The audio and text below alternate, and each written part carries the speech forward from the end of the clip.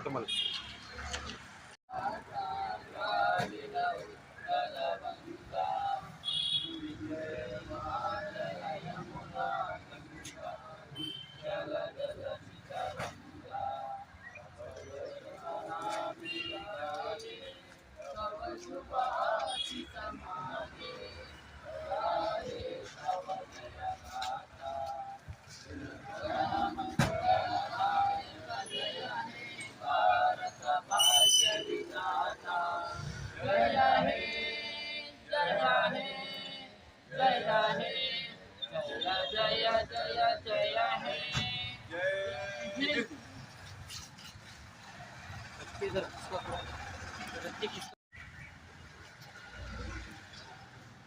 ಏನು ಗಣರಾಜ್ಯೋತ್ಸವ ಅಂತ ರಿಪಬ್ಲಿಕ್ ಡೇ ಅಂತ ಆಚರಿಸ್ತಾ ಇದ್ದೀವಿ. ನಮಗೆ ಕೇಳಬೇಕಂದ್ರೆ ಇನ್ನೂ ನಮಗೆ ಸ್ವತಂತ್ರನೇ ಸಿಕ್ಕಿಲ್ಲ ಥರ ಆಗಿದೆ.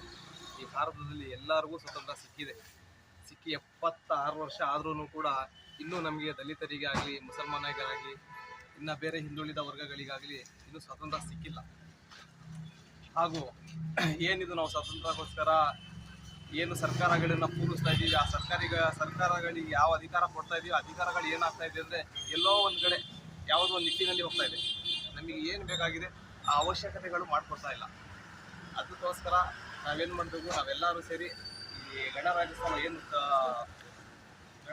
ಏನು ಆಚರಿಸ್ತಾ ಇದ್ದೀವಿ, ಈ ಗಣರಾಜ್ಯೋತ್ಸವಕ್ಕೋಸ್ಕರ ನಾವೆಲ್ಲ ಒಂದಾಗಿ ಒಂದೇ ನಿಟ್ಟಿನಲ್ಲಿ ದೇಶಕ್ಕೋಸ್ಕರ ಸೇವೆ ಮಾಡ್ತಾ ಒಂದು ಅಧ್ಯಯನ ಮಾಡಬೇಕು.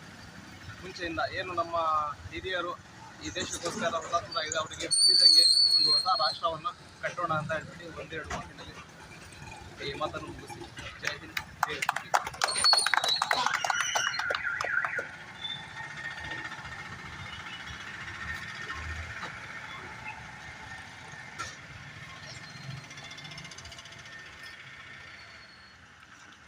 ಈ ದೇಶವನ್ನು ಈ ಕ್ರಿಮಿಗಳಿಂದ ರಕ್ಷಿಸೋದಕ್ಕೋಸ್ಕರ ನಾವೇನು ಮಾಡ್ತಾ ಇದ್ದೀವಿ, ಒಂದು ಪೆಸ್ಟಿಸೈಡ್ ಆಗಿ ಕೂಡ ಒಂದು ಕೆಲಸ ಮಾಡ್ತಿದ್ದಾರೆ ಈ SDPI ಕ್ಯಾಡ್ರೆಗಳು.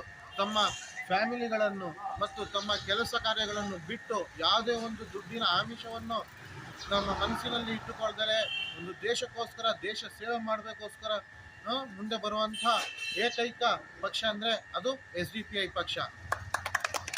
ಇಲ್ಲಿ ನಾವೇನು ಹೇಳ್ತಾ ಇದ್ದೀವಿ, ಅಧಿಕಾರದಲ್ಲಿ ಇಲ್ದಿದ್ರು ಕೂಡ ನಾವೇನು ಮಾಡಿದ್ದೀವಿ, ಕರೋನಾದಲ್ಲಾಗಿರ್ಬೋದು, ಬೇರೆ ಒಂದು ಯಾವುದೇ ಒಂದು ದೇಶಕ್ಕೆ ವಿಪತ್ತಾಗಿದ್ದಾಗ ಏನು ಮಾಡ್ತಾರೆ, ಈ ಕೇರಳದಲ್ಲಿ ನೀವು ವಿಪತ್ತನ್ನು ನೋಡಿರ್ಬೋದು, ಈ ಒಂದು ಪ್ರಾಕೃತಿಕ ವಿಕೋಪಗಳಲ್ಲೂ ಕೂಡ ಈ SDPI ಪಕ್ಷ ಸ್ವಯಂ ಸೇವಕರಾಗಿ ತನ್ನ ಕ್ಯಾಡ್ರೆಗಳನ್ನು ಅಲ್ಲಿ ಏನು ಮಾಡಿತ್ತು, ನಿಯೋಜಿಸಿತ್ತು.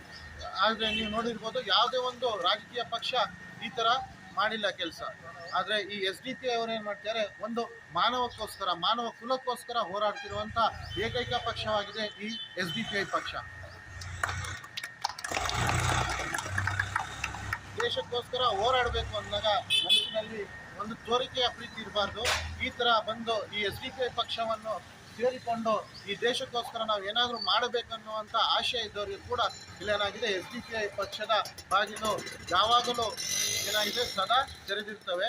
ಮತ್ತು ಇನ್ನೊಂದು ಮುಖ್ಯವಾದ ಮಾತು ಹೇಳಬೇಕಾದ್ರೆ ಏನಾಗಿದೆ, ಗಣರಾಜ್ಯೋತ್ಸವವನ್ನು ನೋಡಿ ಇಲ್ಲಿ ಹೇಳಿದ್ದೀವಿ, ಪ್ರಜಾಪ್ರಭುತ್ವ ನೆಲೆಗೊಳ್ಳಲಿ, ಫ್ಯಾಸಿಸಂ ಕೊನೆಗೊಳ್ಳಲಿ ಅಂತ.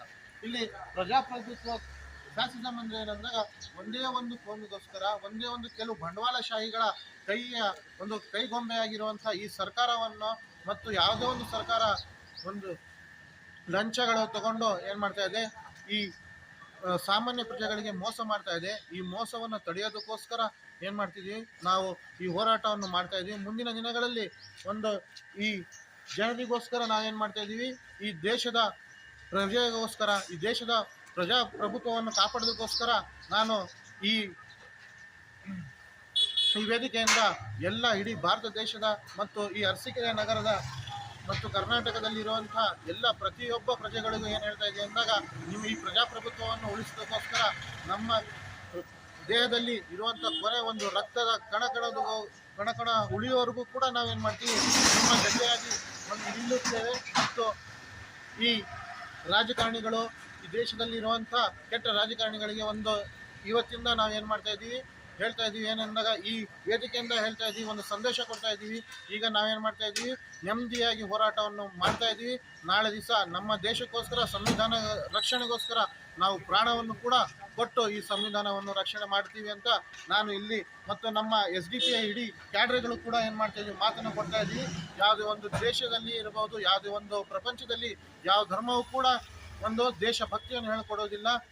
ಈ ಪ್ರಾಫೆಟ್ ಮೊಹಮ್ಮದ್ ರಸೂಲುಲ್ಲಾಹ ಸಲ್ಲಲ್ಲಾಹು ಅಲೈಹಿ ವಸಲ್ಲಂ ಒಂದು ಮಾತನ್ನು ಹೇಳಿದ್ದಾರೆ, ಯಾವ ಪ್ರಜೆ ಆಗಿರ್ಬೋದು, ಯಾವ ಮನುಷ್ಯ ನೀನೇನಾಗೋ ಮೊದಲು ಮುಸಲ್ಮಾನ ಆಗಿಕ್ಕಿಂತ ಮುಂಚೆ ಒಬ್ಬ ಮನುಷ್ಯನಾಗು ಅಂತ ಹೇಳಿದ್ದಾರೆ. ಈ ಮನುಷ್ಯನಾಗಿ ಆನಂತರ ಮುಸಲ್ಮಾನ ಯಾವ ರೀತಿ ಆಗ್ತೀವಿ ಅಂದಾಗ, ನಾವಿರುವಂಥ ಒಂದು ದೇಶಕ್ಕೆ, ಇರುವಂತಹ ಭೂಮಿಗೆ ನಾವೇನಾಗಿರಬೇಕು, ಲಾಯಲ್ ಆಗಿರಬೇಕು. ಆ ದೇಶಕ್ಕೋಸ್ಕರ ನಾವೇನಾಗಿರಬೇಕು, ಆ ದೇಶದ ಪ್ರೀತಿ ನಮ್ಮ ಮನಸ್ಸಿನಲ್ಲಿ ಇದ್ದರೆ ಮಾತ್ರ ನಾವೇನು ಒಂದು ಪರಿಪೂರ್ಣ ಮುಸಲ್ಮಾನರಕ್ಕೆ ನೀವು ಸಾಧ್ಯ ಅಂತ ಹೇಳ್ಕೊಟ್ಟಿರುವಂಥ ಈ ಪವಿತ್ರ ಪ್ರಾಫೆಟ್ರವರು ಹೇಳಿರುವಂಥ ಮಾತುಗಳನ್ನು ನಾವೇನು ಮಾಡಬೇಕು, ನಮ್ಮ ಮನಸ್ಸಿನಲ್ಲಿ ಮನದಟ್ಟು ಮಾಡಿಕೊಂಡು ಈ ದೇಶದ ಸೇವೆಗೋಸ್ಕರ ನಮ್ಮ ಪ್ರಾಣವನ್ನು ಕೂಡ ನಾವು ಮುಡಿಪಾಗಿ ಇಟ್ಟು ಈ ದೇಶಕ್ಕೋಸ್ಕರ ಮುನ್ನಡೆಸುತ್ತೇವೆ. ಈ SDPI ಪಕ್ಷವನ್ನು ನೀವು ಎಲ್ಲರೂ ಕೂಡ ಸೇರಿ ಏನು ಮಾಡಬೇಕು, ಬೆಂಬಲಿಸಬೇಕು. ಅಧಿಕಾರದಲ್ಲಿ ಇಲ್ದಿದ್ರೂ ಕೂಡ ನಾವು ಅಧಿಕಾರದಲ್ಲಿ ಇರುವಂಥ ಒಂದು ರಾಜಕೀಯ ಪಕ್ಷಗಳಿಗಿಂತ ಹೆಚ್ಚಾಗಿ ಕೆಲಸವನ್ನು ಮಾಡಿದ್ದೀವಿ. ಒಂದು ಸತಿ ನಮಗೆ ಏನು ಮಾಡಿ, ನೀವು ಅಧಿಕಾರವನ್ನು ಕೊಟ್ಟು ನೋಡಿ, ಆನಂತರ ನಿಮ್ಮ ಸೇವೆಗೆ ಸದಾ ಏನು ನಮ್ಮ ಕಾರ್ಯಕರ್ತರುಗಳು ಸಿದ್ಧರಾಗಿದ್ದಾರೆ ಅಂತ ಹೇಳಿ ನನ್ನ 2 ಮಾತುಗಳನ್ನು ಇಲ್ಲಿ ಮುಗಿಸುತ್ತೇನೆ.